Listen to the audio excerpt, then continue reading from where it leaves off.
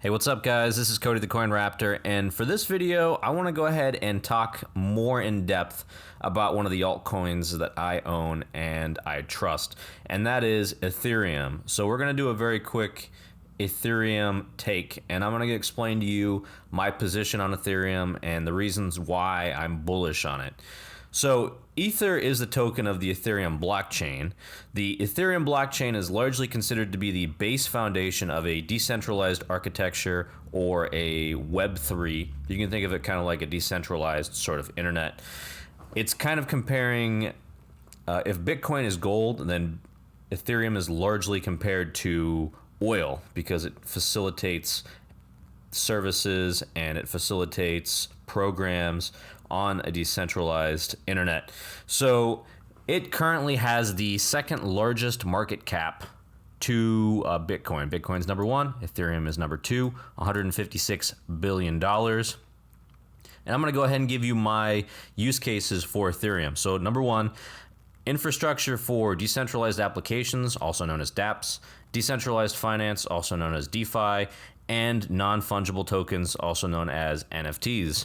And then number two, facilitator of payments, or being a public ledger, just like Bitcoin is.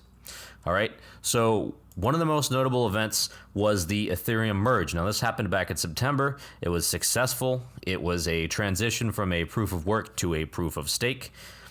And that's important for the price. I'll talk about that more a little bit later. Now, some of the key metrics I want to talk about, active developers and fees generated and daily active users. So first off, active developers. I'm over here on Token Terminal, and we can see based on this that Ethereum has by far the largest number of active developers at 210. Now this is really important because if a blockchain has a large number of active developers, then you're going to have more work being done on that blockchain, and thus you're going to have more service, more features, more use cases being implemented on the blockchain. So it's really important that a blockchain that you want to invest in has a large number of active developers, and Ethereum is number one currently. Another really important metric is the daily active users, and this kind of speaks for itself when it comes to doing a blockchain research, and especially for me when I do investing and I do in-depth research on crypto and blockchain. So the daily active users also very important because you want to see how many people are actually using the blockchain. And one thing that's not surprising at all here, you see Binance's smart chain number one here at over 1 million daily active users. So that's also why the Binance coin price has been going up so much. After that you have Polygon, and then after that you have Ethereum at number three, but it's pretty close between Polygon and Ethereum. So that's really important to point out the fact that that Polygon is actually a scaling solution for Ethereum. So you could kind of add these two together because people who are using Polygon generally are going to be using the Ethereum blockchain as well. So you have basically the Binance Smart Chain, and then you have Ethereum, and then you have everybody else. That's really what it comes down to. And then finally, I want to talk about fees generated. So fees generated is also very important because you want to make sure that whatever blockchain that you're looking at investing has a large number of fees that are coming in through the user base. So with the fees, Ethereum is number one. Now, if you go ahead and take away all the dApps and you just look at blockchains alone by themselves, you can see here that Ethereum is number one, and it's not even close by everybody else. Binance Smart Chain is much less than that, and even though Binance Smart Chain has more active users, the fees aren't nearly as much. So it's basically, like I said, Ethereum, Binance Smart Chain, and then it's everybody else. Bitcoin does provide some fees, but they're nowhere near what Ethereum's fees are. And that's also something I'm going to talk about later that's really important about fees, okay?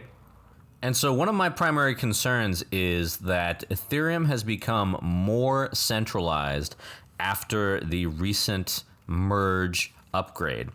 And the reason for that, or the reason for this whole debate, is the fact that moving from a proof of work to a proof of stake allows huge staking pools to have an outsized influence in Ethereum and the Ethereum blockchain, because these staking pools have a large say when it comes to governance and especially on what transactions they want to process and which ones they don't. Now, it's like I said, it's a debate. There's some people who say, well, it's not necessarily more centralized versus decentralized.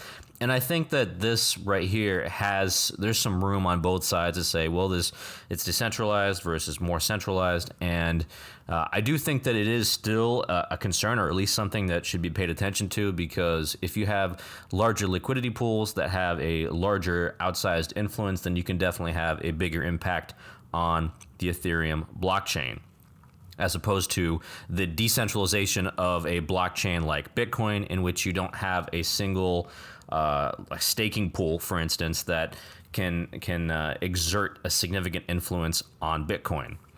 Now, another big thing that I want to talk about and potential concern is the average transaction fee. So what I have here is the average transaction fee historical chart from BitInfo Charts. And we can see here that during the bull market, in which you had a large adoption of Ethereum and use of Ethereum services, you can see that the average transaction fee went up to about $59, and in some cases went all the way up to $69.9 per transaction. And I think that's outrageously high. I don't like the fact that it is that high when we talk about use at a large scale. And I think that that's a definite concern. But there are some upgrades that are coming down the pipeline, which I am hopeful that they will bring the price, the transaction fees, down further from there. Okay? Now, I've given you some of my concerns. Now I want to go into the good part of why I'm bullish on Ethereum. So the reason why I'm bullish on Ethereum is because the price action is volatile and tends to move higher and lower than Bitcoin, and tends to kind of follow it. So if you guys have been paying attention to me, you'll notice that when you have Ethereum makes a move, it's always higher or lower than what Bitcoin moves. So Bitcoin will move 1 or 2%, and Ethereum will wind up moving 2 or 3 times that amount. And that can be both good and bad depending on what's going on. Another reason why I'm bullish on Bitcoin is because it has a first mover advantage, right? It has a first mover advantage, which can basically be translated back down to a branding, okay? Because Ethereum was the very first blockchain to come out with the decentralized architecture that allows people to build on it. And now there's the branding of Ethereum. There's all those active developers that are used to working with Ethereum and the Ethereum blockchain. That is a strong competitive advantage and what they call a first mover advantage. That's very important. There's also the importance of having those 3 particular areas. dApps, DeFi, and NFTs are all extremely widely used services, and they all drive demand for Ethereum. So if we go back here and we take a look at the dApps, we can go ahead and just look at dApps. We can see that the top 3 here are all Ethereum dApps, and people using those dApps are going to drive demand for Ether, which will drive up the Ether price, because all this takes place on the Ethereum blockchain. Now, I also believe that successful upgrades are going to drive prices higher as utility increases. So one thing that Vitalik has been talking about has been the successful upgrades that are going to be coming down the roadmap. And so you have part of that, things like sharding and rollups, which will increase the scaling of Ethereum and then hopefully reduce transaction fees, and they will increase the transaction speeds as well. So we're talking about the scaling of Ethereum. So there are upgrades in the works that are potentially coming next year or a year after that, and we'll hopefully see a reduction in the number of transaction fees and a faster transaction speed as well. And then, so what that means for the Ethereum price is that we're going to wind up seeing some positive action happen on the back of more successful upgrades. So we saw already that the merge, one of the largest Ethereum upgrades, had a huge increase on the price of Ether, and it went from about 1,000, and it rallied all the way up here to about 2,000 or so, or about a 2x on this merge rally. The hopes that this merge would be done, and then we can see that it was quickly sold off after that point, but it still remains higher than where it was with the June lows. So it just goes to show you that any of these successful upgrades that come down the pipeline, you're probably going to see a pretty enormous increase in the Ethereum price. And as that happens, you'll probably wind up seeing the Ethereum dominance percentage increase as well. And then that will lead to a greater adoption of Ethereum by Web3 users and by everyday users of the internet and institutions especially. All right, so that's my whole thoughts on Ethereum and why I'm bullish on it. And I hope you guys really enjoyed this video, because it did take me some time to create and research. And my whole goal of this video is to try to educate as much as possible and to kind of give my opinion on things and where I stand when it comes to certain altcoins. So I'll be doing this for some other altcoins as well. And if you guys are interested in seeing that, go ahead and make sure you hit that subscribe button. You also check out my Twitter, and I'll post this stuff on Twitter, and follow me there for the most up-to-date information. And I would greatly appreciate that, guys. Well, that's all I've got for you guys today. This is Cody the Coin Raptor, and I hope to see you in the next video.